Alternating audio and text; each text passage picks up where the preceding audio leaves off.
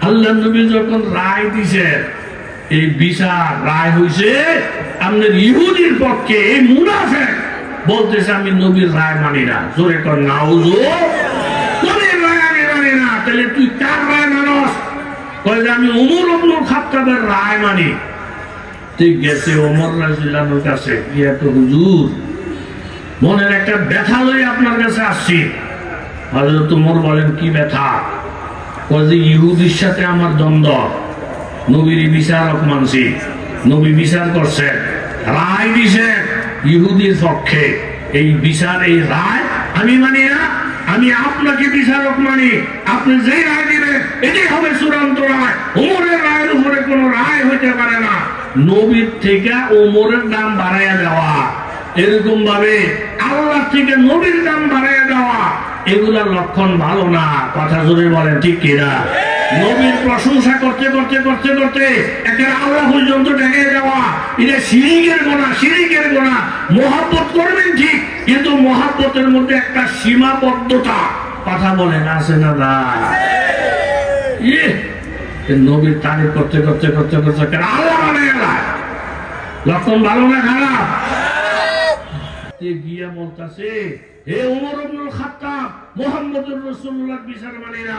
আপনি বিচার করবেন আমি আপনাকে বিচারক মানব হযরত ওমর রাদিয়াল্লাহু আনহু বলেন নবীর থেকে ওমরের দাম বেশি লক্ষণ ভালো না খারাপ কথা কোন লক্ষণ ভালো না খারাপ সাথে সাথে হযরত ওমর বলেন আপনি এখানে দাঁড়ান আমি আসতেছি এই লোকটাকে দাঁড়া করাইয়া হযরত ওমর ভিতরে ঢুকছে দুইটা তলোয়ার দ্বারে খুব মজবুত করে ধার করছে ধার করে আইয়া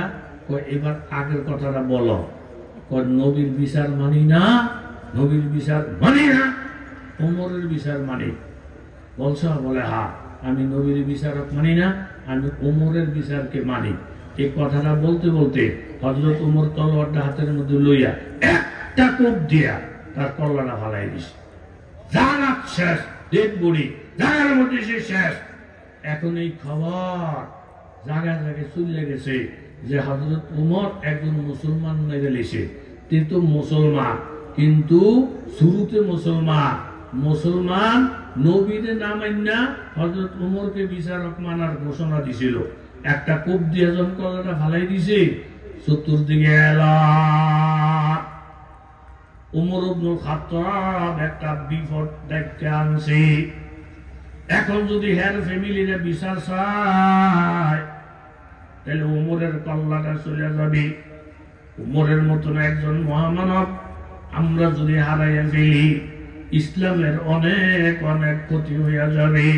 সাহাবায়ে কেরাম পেরেশান অনেক মা বোনেরা পেরেশান এক একজন নফল নামাজ পড়া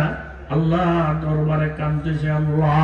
উমরের জানকে তুমি হেফাজত করো উমর যেন কিসাসের মধ্যে এসে এরকম ভাবে নিহত হইয়া না যায় উমরের জীবনের ভিক্ষা তোমার কাছে চাই আর আপনার নবী আমার নবী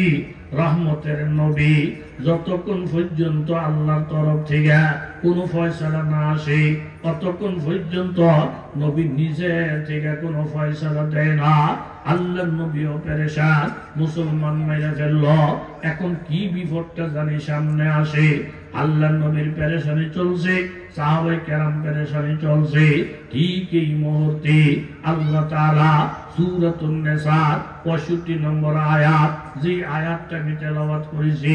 এই আয়াত নাযিল হয়েছে এই আয়াতের সারাংশ হলো এই ও আমার নবী ও রহমতের নবী কোন মুসলমান যদি নবীর ফয়সালাকে দিলের থেকে না মানে নবীর দেওয়া ফয়সালাকে যদি বুইরা আঙ্গুল দেখাইয়া